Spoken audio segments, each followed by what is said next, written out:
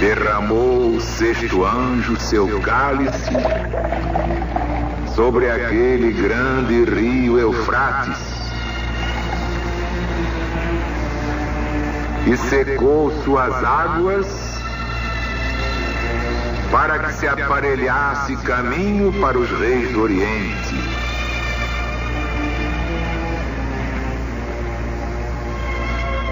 E eu vi saírem da boca do dragão e da boca da besta e da boca do falso profeta 3 espíritos imundos semelhantes às rãs.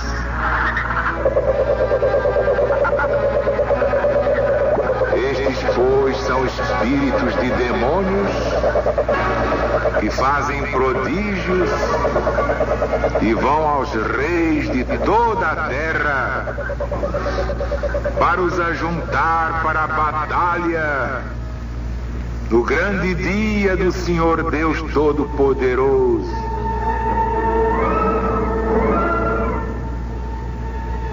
Eis que venho de repente como vem o ladrão.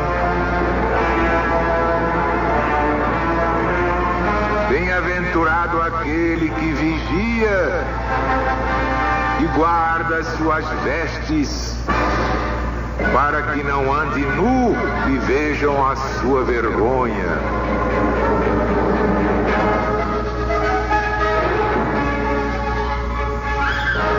Assim diz o Cristo. E ele os ajuntará num lugar que em hebraico se chama Armagedon.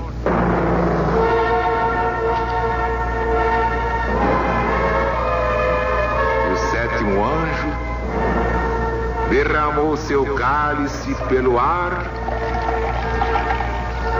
e saiu uma grande voz do templo, da banda do trono, que dizia: está feito.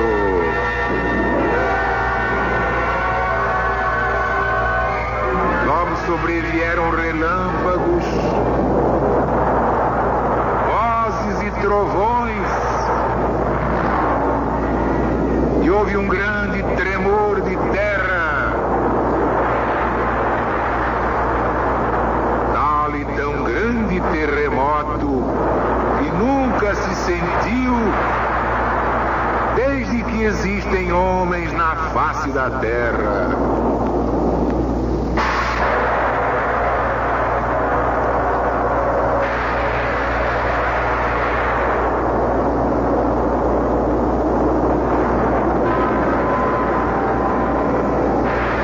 E a grande cidade foi dividida em 3 partes. E as cidades das nações caíram. E Babilônia, a grande, veio em memória diante de Deus para lhe dar a beber o cálice do vinho da indignação da sua ira. E toda a ilha fugiu. Os montes não foram achados. E caiu do céu sobre os homens uma grande chuva de pedra, como do peso de um talento. E os homens blasfemaram de Deus por causa da praga da pedra, porque foi grande em extremo.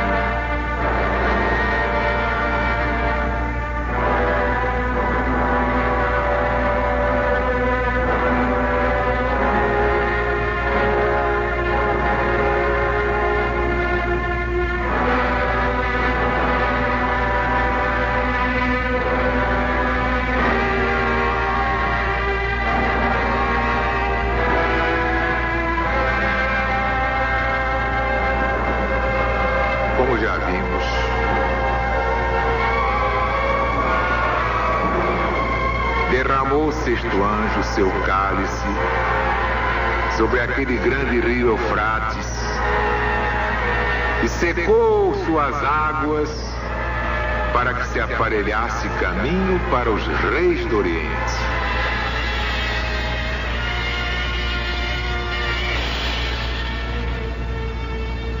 Na estilística dos profetas, secar as águas significa abrir passagem. Está em Isaías, está em Zacarias. E aqui vemos o Eufrates seco para abrir caminho a Sapor, rei da Pérsia, e aos outros que o seguiram para fazer guerra a Valeriano e os seus sucessores de Roma. E vi saírem da boca do dragão e da boca da besta e da boca do falso profeta 3 espíritos imundos.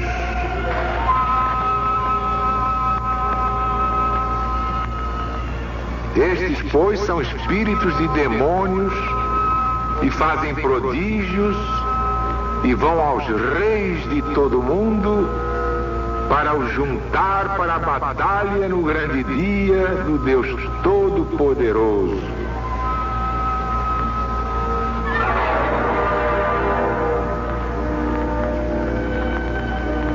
Este falso profeta é o império da filosofia pagã, sustentada na mistificação, na mágica, na astrologia mercenária, e tudo à mercê de 3 espíritos imundos,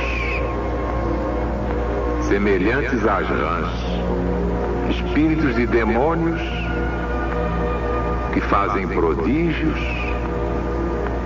E tudo mostra que estes 3 espíritos são os mágicos, os adivinhos, os astrólogos vendilhões, mentirosos, achacadores, que em todas as épocas animam os príncipes para subir na vida e tirar vantagem da sua astrologia. Esses de que fala o Apocalipse procuravam influenciar os poderosos contra os cristãos, usando sempre seus prestígios e falsos milagres. Ora, serem 3 as bocas de onde esses 3 espíritos saíam, está demonstrando 3 tempos em que os mágicos valeram muito com os imperadores. O primeiro é Valeriano, ao qual este trecho do Apocalipse particularmente se refere. Dionísio de Alexandria faz menção de um chefe de magia que incitou esse príncipe a perseguir os cristãos, metendo-lhe na cabeça que tudo ia sair muito bem. Basta ler Eusébio. O segundo é Diocleciano, famoso adivinho chamado Tages, se servia das suas adivinhações para o irritar contra os cristãos. O mesmo príncipe mandou a outro adivinho que fosse consultar o oráculo de Apolo, e ele lhe trouxe ordem do oráculo que perseguisse os cristãos. Basta ver capítulo 11 de Lactâncio. Na mesma perseguição, outro mágico por nome Teuteco erigiu um ídolo de Júpiter,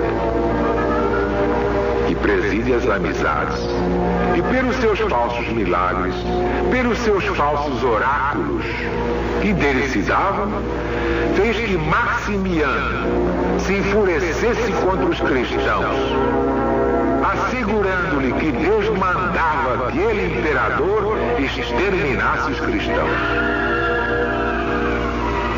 Basta ver o livro de Eusébio.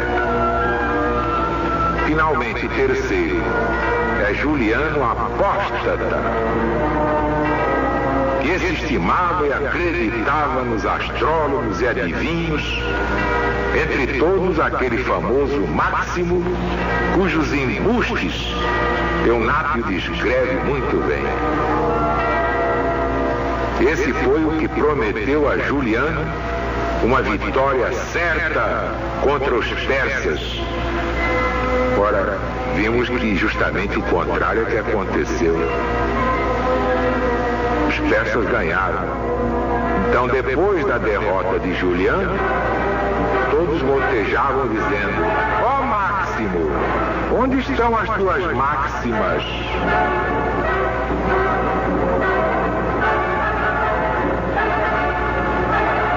E Jesus adverte, porque essas coisas se repetem no Apocalipse, na lei dos ciclos múltiplos.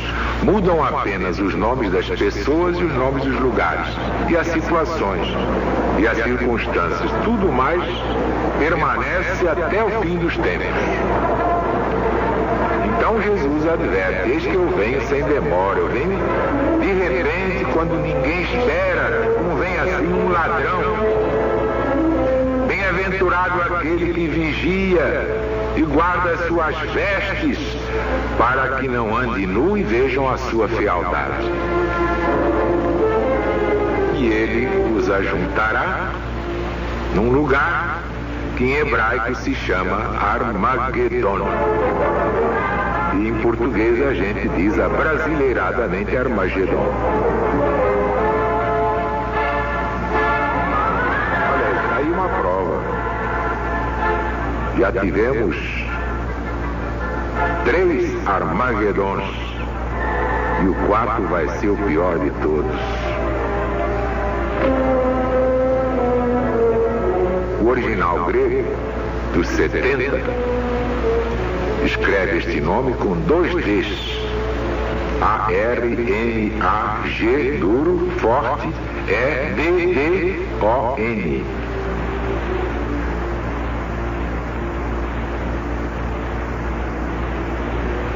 E assim também o escreve a Vulgata Latina.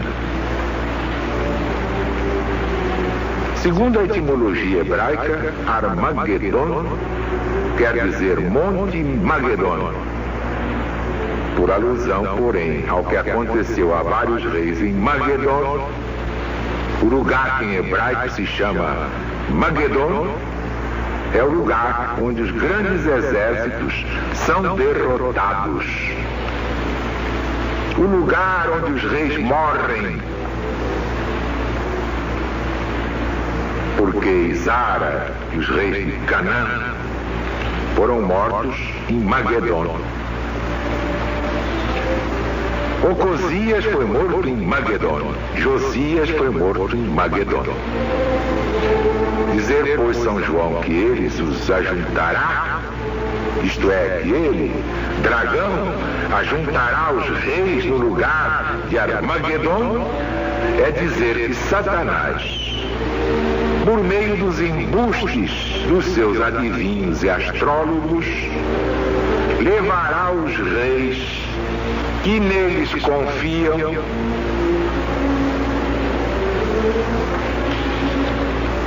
ao lugar da sua destruição própria, da sua morte. Foi o que aconteceu a Valeriano e Juliano Apóstata, porque ambos foram desbaratados pelos persas, seus vencedores. Mas o próximo Armagedon, na 4ª volta cíclica, é uma coisa trágica demais. Por favor, lembre-se que eu não inventei nada. O autor do Evangelho é Jesus. E este Apocalipse é o Evangelho moderno por excelência, é de Jesus, ditado a João na ilha de Patmos. E o sétimo anjo derramou seu cálice pelo ar, e saiu uma grande voz do templo, da banda do trono, dizendo: está feito! O sétimo anjo. No ar se formam as tempestades e os raios. No Império Romano, depois do cativeiro e morte de Valeriano, tudo se abalou, tudo se inquietou com a invasão e hostilidades das nações bárbaras, as quais, com repetidos golpes, arrasaram Roma de ponta a ponta.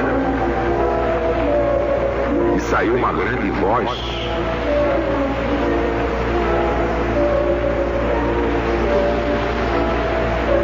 da banda do trono, que dizia: está feito. Uma grande voz.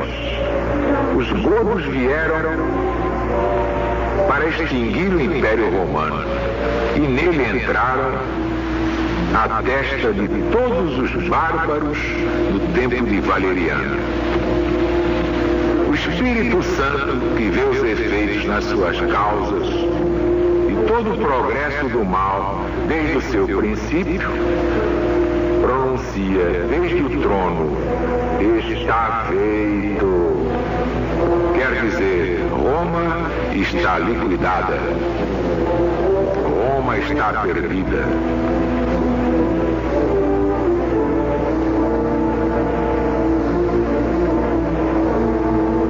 E a grande cidade foi dividida em 3 partes. Aqui, pela sucessão das coisas, estamos já transportados do tempo de Valeriano ao de Honório. Ao pé da letra, vimos então o Império Ocidental dividido em 3: Ravenna, Roma e as Gálias. Por isso diz o profeta: a grande cidade foi dividida em 3 partes. E a cidade das nações caíram. Ora, os godos tomaram muitas praças e as províncias do império se perderam. As Gálias, a Espanha, Grã-Bretanha e outras. Por isso caíram as cidades das nações. E a grande cidade foi dividida em 3 partes, e as cidades das nações caíram, e Babilônia, a grande, veio em memória diante de Deus. É que nesse mesmo tempo, Roma foi tomada por Alarico. E foi o golpe fatal.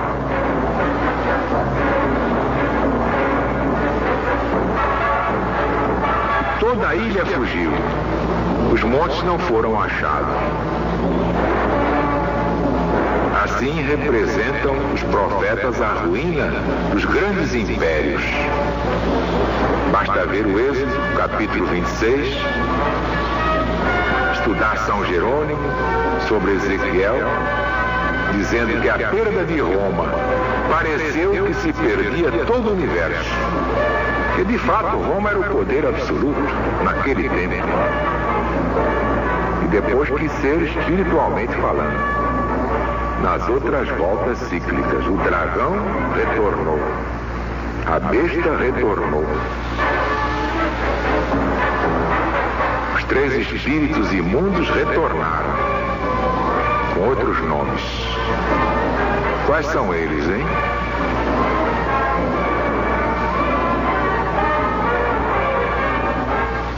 Aos que sabem meditar e entrar no silêncio, Deus fará ver tudo isso como numa tela cinematográfica, de cinerama, não é assim que vocês falam agora?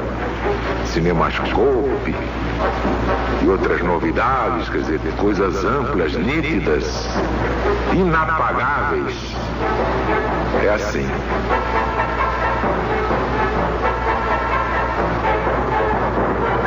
Toda a ilha Síria fugiu. E os homens blasfemaram de Deus por causa da praga. Imaginaram cair do céu sobre os homens uma grande chuva de pedra, como do peso de um talento? Eu até estou falando baixinho hoje para não apavorar ninguém. Os homens já se apavoram com a chuvinha. Imagine chuva de pedra, hein? Então os homens blasfemaram de Deus por causa da praga da pedra, porque foi tremenda. As blasfêmias continuaram em toda a cidade. Diz Orósio, já citado aqui por nós, no seu livro 7, capítulo 37, e o nome de Jesus Cristo, então mais do que nunca, foi considerado como a causa de todas as desgraças de Roma. E foi mesmo. Pensem bem.